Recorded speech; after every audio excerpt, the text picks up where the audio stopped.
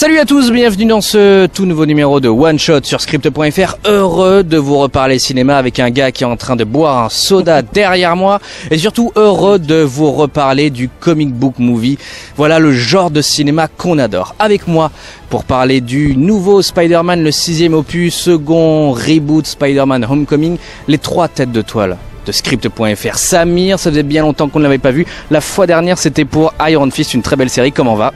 Mieux qu'Iron Fist. C'est une bonne chose. Le nouvel employé d'À plein rêve, c'est François-Xavier. Comment va ? Parfaitement bien. Il est à la bourre, il doit aller au boulot à 14h30. Et Jeff, bien sûr, le big boss d'À plein rêve. Comment va ? Hello, je vais bien. Bon, Mieux que FX. ah, mieux que FX, c'est bien, voilà. Moi, j'étais parfaitement bien, mais encore mieux que moi. C'est Merci. Il nous parle de sa vie et on en a surtout rien à foutre. Alors, vous connaissez la question traditionnelle de cette émission. Attendions-nous Spider-Man Homecoming ? Jean-François, à vous de commencer. Attendiez-vous le film ?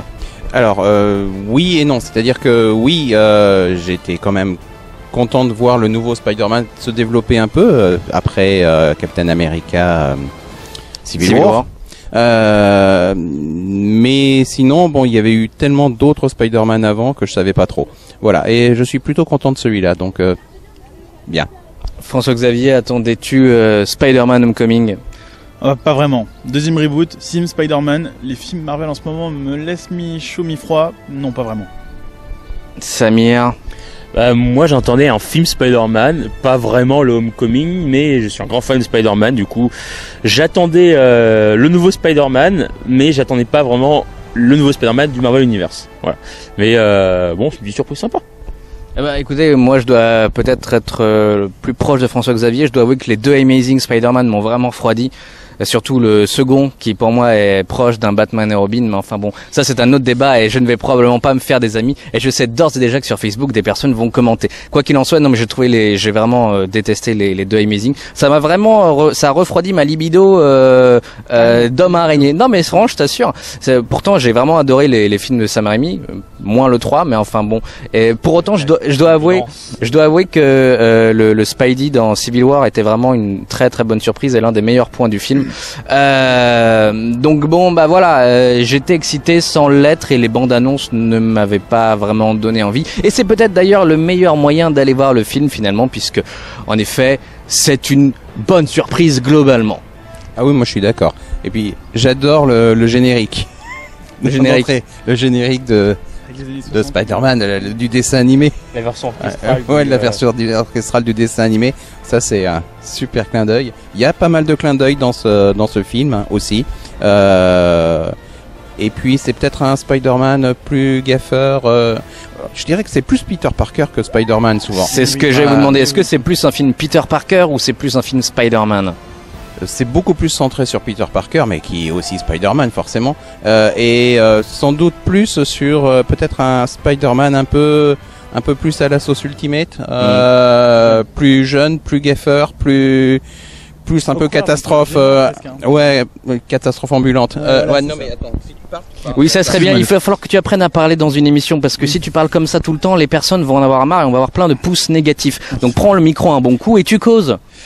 Alors pour le coup, je pense, moi personnellement, il vient de rentrer dans le top 3, voire même, c'est le meilleur film Marvel que j'ai jamais vu, je pense. Ah, je crois que tu n'en as pas vu beaucoup et tu as dû surtout rater Electra. Surtout Electra, oui. Meilleur Spider-Man, meilleur film Marvel tout compris, même en fait, les films dans le Sony MCU.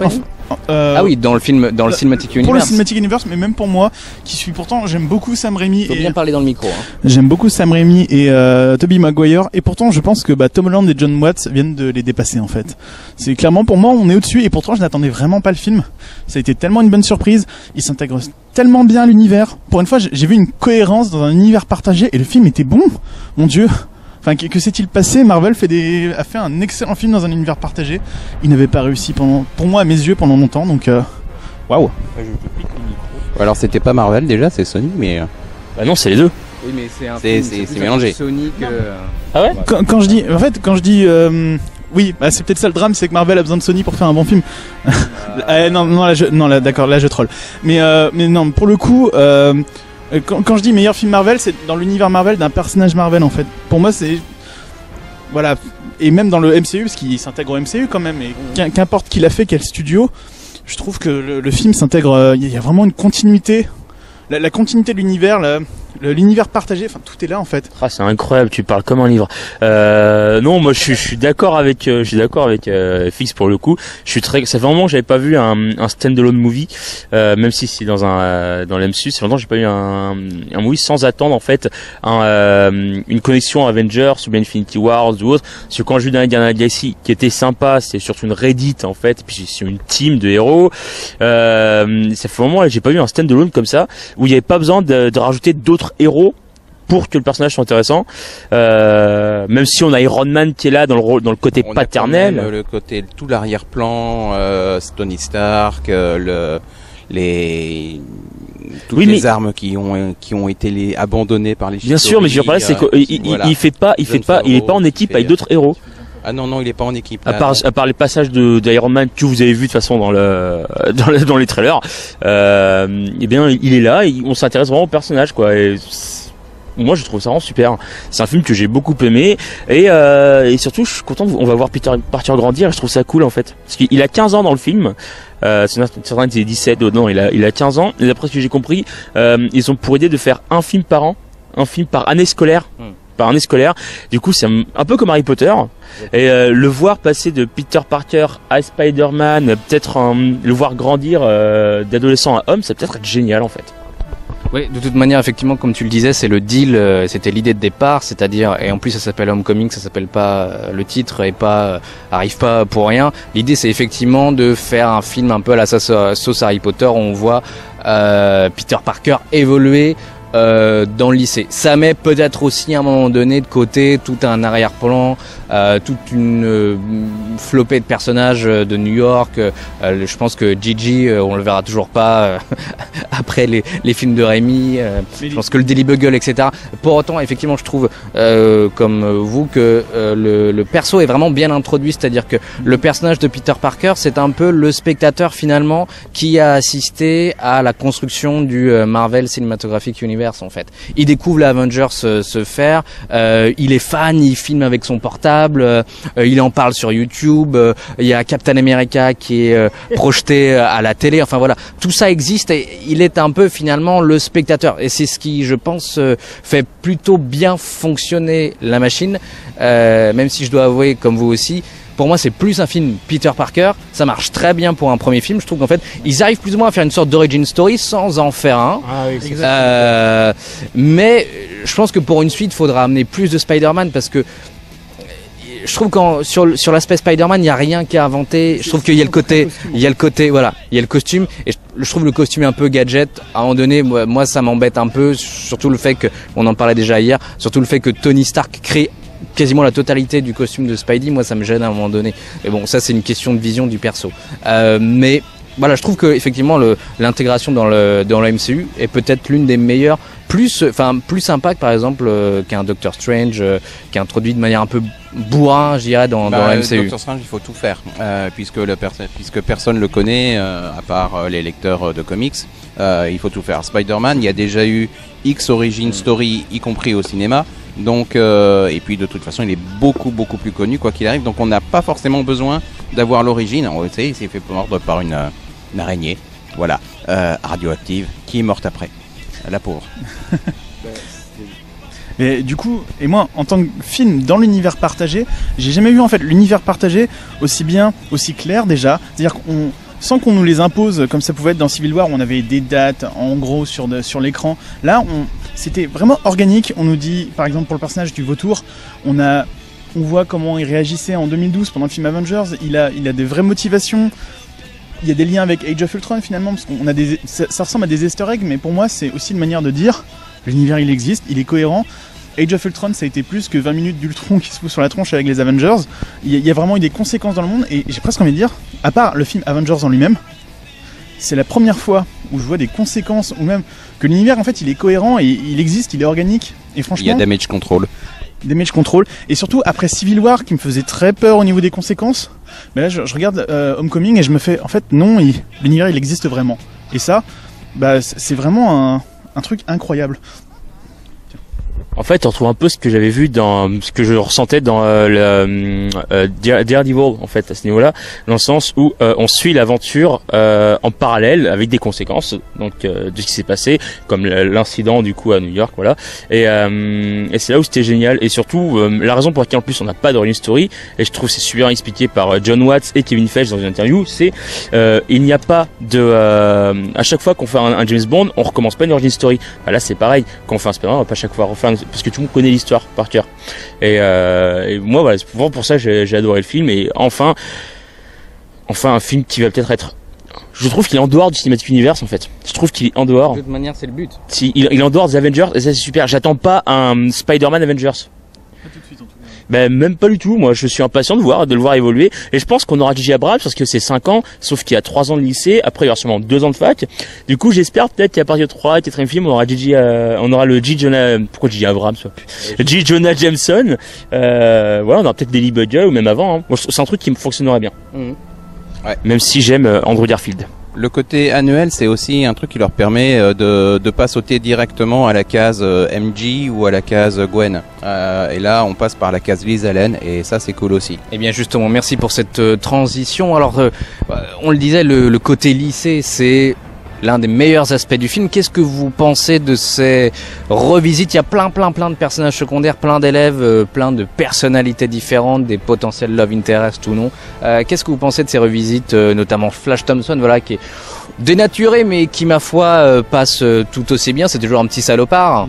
C'est une sorte de petit Drago Malfoy d'ailleurs. C'est ça. Ben en fait c'est Il est pas Tony blanc. Revolori du coup que vous allez pouvoir dans le superbe Grand Budapest Hotel d'Anderson qui est juste génialissime. Donc là il joue Flash Thompson et là on n'a pas un Flash bodybuildé comme on peut le voir dans Ultimate ou Amazing. On n'a pas une espèce d'archétype comme il y avait dans les autres films. Non, on a toujours l'archétype mais c'est un scientifique parce que le lycée est un lycée technique et scientifique. Ça aurait eu aucun intérêt en fait d'avoir une espèce de gros star de football américain stupide et idiote. Du coup on a encore une fois l'archétype du bully, c'est-à-dire du tyran, du tyran de l'école. Ouais, quand même pas à ce point-là. Pas à ce point-là, mais du tyran de Peter Parker. C'est vraiment. Pour moi, c'est vraiment il est vraiment dans le harcèlement avec Peter Parker. Pour le coup, c'est un vrai bully. Il appelle Penis Parker, juste pour ça. Ouais, en vrai, dans VO, c'est Penis Parker, et c'est vrai que finalement, c'est hyper lourd, c'est du harcèlement. Et pour le coup, en fait, ce que je trouve génial, c'est que. l'avocat qui parle. Oui, c'est vrai. Et pas encore. Mais là où c'est génial, c'est qu'ils ont réussi à adapter le personnage, c'est-à-dire à le changer totalement dans sa forme. Finalement, c'est pas du tout le même personnage, il a pas les mêmes caractéristiques. Néanmoins, c'est une excellente adaptation parce qu'on a ce qui fait le cœur du personnage, c'est-à-dire que c'est un petit, je vais pas dire une insulte. Ouais, mais, c'est un petit salopard, il faut le ça. dire. Voilà, c'est un petit salopard. Moins classe que Malfoy quand même.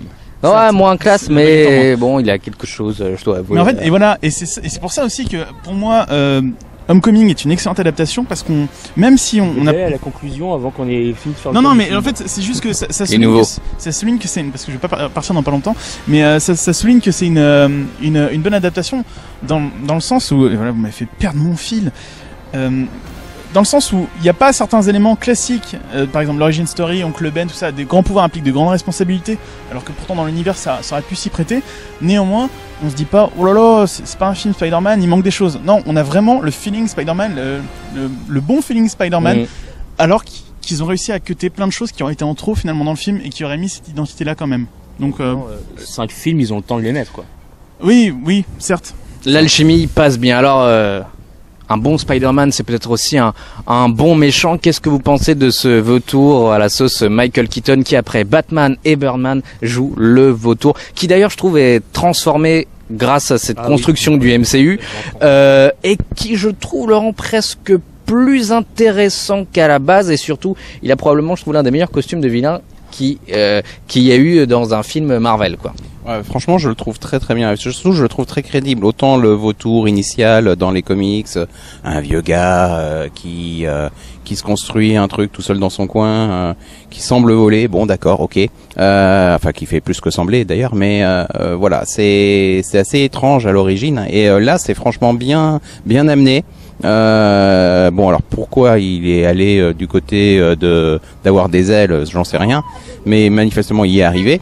Et tout ça en utilisant les technologies aliens, Shitori, qu'il a récupérées. Ça, c'est plutôt sympa. Le costume est sympa, il est assez crédible. En fait, c'est une forme d'armure, mais une autre utilisée dans une autre direction. Franchement, ça le fait bien. Plutôt ça le fait vraiment flippant, bien. Ouais, non, c'est cool. Alors d'autant plus que sans trop vous spoiler, il y a à un moment donné une sorte de retournement avec le vilain qui, moi je trouve, fait beaucoup écho au bouffon vert du premier Spider-Man de Sam Raimi, enfin qui va faire que la dynamique entre certains personnages sera radicalement différente. Mais voilà, on va pas vous spoiler le truc, mais je trouve ça rend une des meilleures scènes, une des scènes de tension les plus fortes du film. Une des meilleures surprises du film, ouais. C'est vrai. Surtout qu'on ne voit absolument pas venir. J'aime beaucoup en fait ce Tooms, en fait, dans le sens où on a un working man qui est victime de la crise. En fait, c'est vraiment le contexte actuel, ce qui est possible et logique. Il joue le rôle d'un working man, du coup, qui est victime de la crise parce que il travaille en tant que déblayeur à New York City, et il se trouve que il pourrait avoir beaucoup, mais sauf qu'avec toutes ces histoires d'aliens, et bien évidemment, le gouvernement s'occupe du déblayage. Du coup, pas d'argent pour lui, pas d'argent pour son équipe. Il est obligé en fait de travailler en temps de crise, et c'est génial. C'est pas une autre expérience scientifique qui a mal tourné, comme on a eu 50 qui sont juste énervants. Voilà, comme tu disais dans The Amazing, c'est jamais la faute des gens, c'est la faute de la science. La science est responsable. Pour info, c'est quand même un peu le cas enfin, c'est l'origine de base de plein de vilains de Spider-Man dans le comic book, hein. C'est souvent des scientifiques un peu loupés, quoi. Là, justement, le fait qu'il soit pas un scientifique, un simple scientifique loupé, mais un entrepreneur, quelqu'un qui, comme ils disent les présidents, les backbone of America, quelqu'un, un laissé pour compte, en fait, par le système, je trouve génial. On a un côté social, on a un petit peu, c'est ça, on a un côté, un vilain, on a enfin, en fait, un vilain social. On a un vilain qui est victime d'une crise, et Michael Keaton dans ce rôle est juste magistral. Je l'ai pas autant aimé depuis Birdman, alors je veux pas dire ça, mais moi je l'ai adoré. Voilà, je trouvais ça génial. Là où c'est génial, c'est que d'abord ça nous fait presque aimer le méchant. Enfin, il est très ambigu parce que, et d'ailleurs tout le monde, la fin est elle est plus ambiguë, du coup il est presque, enfin bref, non, on va il reste rien dire. ambigu. Le personnage est très ambigu, et c'est ce qui le rend très intéressant. D'abord, il a des vraies motivations. Et je sais que dans un Marvel movie, un mec qui n'est pas juste méchant parce qu'il est méchant, c'est à part Loki finalement. Mais je pense que déjà, enfin, c'est là-dessus où Marvel Studios peut être entre guillemets un peu content, c'est que ils héritent entre guillemets, puisque la garde est partagée sur Spider-Man, et Sony a plus de poids là-dessus. Mais enfin, ils ont la chance quand même d'hériter d'une très très belle galerie de vilains, quoi. Parfois très ridicule, mais voilà, enfin. Mais ils savent en faire aussi quelque chose. Dans ce film-là, en tout cas, ils en font un méchant qui est crédible, cohérent, qui s'intègre à l'univers. Je trouve que c'est pour le coup, c'est vraiment une très bonne adaptation du méchant.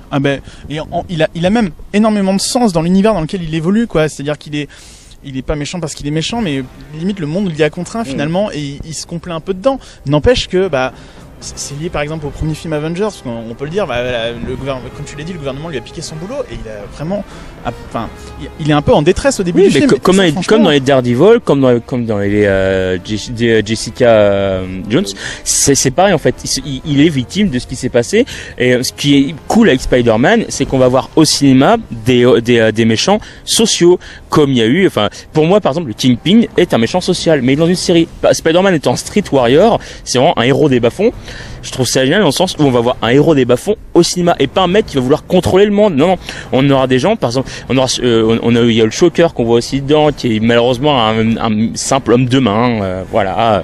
Oui, je dois avouer être un peu déçu pour le Shocker, puisque c'est probablement mon vilain préféré dans le Spider-Verse avec le Doc Ock. Et c'est dommage parce que en fait, je trouve que dans le film, il montre le potentiel de force, voilà, que le perso peut avoir. Mais ouais, l'acteur joue bien, mais enfin le personnage, en fait, ils auraient pu appeler ça, ils auraient pu l'appeler autrement, ça aurait été à peu près la même chose, quoi. C'est presque plus un caméo. Ouais, mais enfin bon, ça. Et après, ce que je peux comprendre, c'est que multiplier les vilains dans les films Spider-Man, mais enfin ils auraient pu faire un autre perso que mettre le Shocker. Enfin, de toute façon, si tu ne connais pas le personnage, tu t'en foutras un peu du Shocker. De toute façon, on a toujours vu que trop de vilains dans un film Spider-Man, c'était jamais bon, ça. Voilà, on pense bien sûr à Spider-Man 3 et Amazing Spider-Man 2, un film que tu as aimé, hein, pour rappel. Alors, on va pas trop vous spoiler aussi, il y a quelques peut-être pistes sur un potentiel vilain d'un Spider-Man 2 qui restera toujours sur Terre, hein, puisque c'est ce que dit plus ou moins Peter Parker à la fin. Les Avengers, c'est sympa, mais moi je préfère rester dans ma bonne ville de New York. C'est pas vraiment un spoiler, pas du tout. De toute façon, non, je vois pas en quoi c'est un spoiler. Parce que pour Infinity War, Bah, et on sait que le gars est dans Infinity War, on sait qu'il y aura d'autres films Spider-Man, je vois pas un film Spider-Man dans lequel il voyage dans l'espace. Même pour Infinity War, Kevin Feige l'a dit, faut pas s'attendre non plus à beaucoup de Spider-Man. Tant mieux en même temps, on n'est pas là pour ça. Alors j'en viens du coup à ma question, quel vilain souhaiteriez-vous voir dans un Spider-Man 2, Spider-Man Homecoming 2, appelez-le comme vous le souhaitez? Alors, je sais qu'on a une référence à la fin du film. Je l'ai pas comprise. Non mais mis à part cette référence. Mais je ne sais même pas ce que c'est. D'accord, mais alors juste quel vilain souhaiterais-tu voir dans un Spidey 2? J'espère que d'une manière ou d'une autre, même si c'est juste un caméo, on revoit un peu Michael Keaton dans le rôle du vautour, parce que justement il prend une tournure intéressante. En évitant de faire une sorte de bouffon vert. Hein. Ouais bah oui là pour le coup ce serait vraiment moche. Mais après le problème c'est qu'on a l'avantage du vautour c'est qu'on l'avait jamais vu en fait. Et en fait là dans un sens j'ai un peu peur. Un Emeizo peut-être. Dans le sens où il s'appelle Emeizo, hein, c'est comme ça. Emeizo c'est chez Marvel, DC. Non, il y a Mysterio. Mysterio, pardon. Oh là là. Ah oui. Mysterio. Ouais. Mysterio, ça pourrait être intéressant. Et on pourrait tourner autour des peut-être qu'on tournerait peut-être même un peu trop autour des mêmes problématiques du vautour. Et en fait, je ne sais pas trop. Doc Ock, ça a déjà été fait. Enfin, en fait, j'ai presque envie de leur dire surprenez-moi bien. En fait, là, je leur fais confiance concrètement. Qu'ils prennent ce qu'ils veulent, qu'ils fassent ce qu'ils veulent et on verra bien. Jeff, quel vilain aimeriez-vous voir dans un Spidey 2? À l'origine, je pensais à Electro, on l'a déjà vu aussi. Mais oui, il était pas si mal. Mais il y a Sandman aussi, potentiellement. Pardon? Il y a Sandman aussi. Sandman, ouais. On resterait dans Spider-Man 3 de l'héros social encore. Ça pourrait. Et puis ça peut être aussi un personnage assez ambigu. Qui peut être sympa à des moments et pas du tout sympa à d'autres. Ça dépend. Donc ouais non je sais pas. À part ça, on va pas se taper un Goblin, j'espère. Pas tout de suite en tout cas. Quoique il y a un lien entre les ailes du vautour et avoir une plateforme volante. Une saga Spider-Man sans Goblin, pour moi, serait un peu comme un Batman sans Joker. Je trouverais ça bizarre. D'ailleurs, je me demande aussi comment ils vont introduire, enfin, s'ils introduisent Harry Osborn, parce qu'on le voit pas dans le lycée. On va voir. Alors qu'on le voit dans le dessin animé, par contre, Spider-Man Homecoming de Disney. Sur XD, on voit Harry Osborn, et notamment dans le dessin animé Spider-Man Origins, qui en fait raconte les origines de Spider-Man Homecoming, que je vous conseille, il est sur YouTube, il est pas mal. Moi, un méchant que je viens de voir, c'est Monsieur Négatif. Je trouve ce méchant hyper classe. Mister Négatif, je trouve super cool. Qu'on verra dans le jeu vidéo Spider-Man sur PlayStation 4 par Insomniac, qui semble aussi très très bon, regardez-le lui. Mais moi, Monsieur Négatif, même si on est encore du coup dans le méchant social, mais je crois que le côté social, de toute façon, c'est un côté inhérent à Spider-Man, vu que lui-même vient d'un quartier malfamé. Voilà. Pour moi, deux méchants qui pourraient être intéressants. Alors dans la même veine un peu, éventuellement des méchants qu'on a vus pour l'instant dans le film Spidey, et dans ce qui est dans Venom. Les premiers vilains. J'aurais pas dit Venom, j'aurais dit un caméléon. Je serais assez curieux de voir ce qu'ils peuvent donner sur un caméléon. Bon, ça peut être un méchant un peu bâtard parce que bon, il a pas une très grande, mais bon, ils peuvent construire une intrigue. Et non, vraiment le vrai méchant que je rêverais de voir sur un Spidey, parce que c'est là où on peut vraiment faire mûrir le personnage. Et je pense qu'à un moment donné, il y aura besoin de ça. C'est Kraven. Enfin voilà. C'est un personnage humain, ils peuvent jouer vraiment le côté animal de Spidey qui n'a jamais été fait pour l'instant au cinéma. Mais je ne sais pas s'ils iront dans une telle dramaturgie, dans une noirceur du personnage, sachant que ça n'avait pas forcément plu sur Spidey 3. Parce qu'il était mal géré. Oui, mais je sais pas si les jeunes ont envie de voir Spider-Man sombre, en fait, si tu veux. Ils ont comme une idée du Spidey très, très heureux, très sympathique. Donc, voilà, moi, vraiment Kraven qui est déjà en plus un personnage qui n'a pas de pouvoir de base, quoi.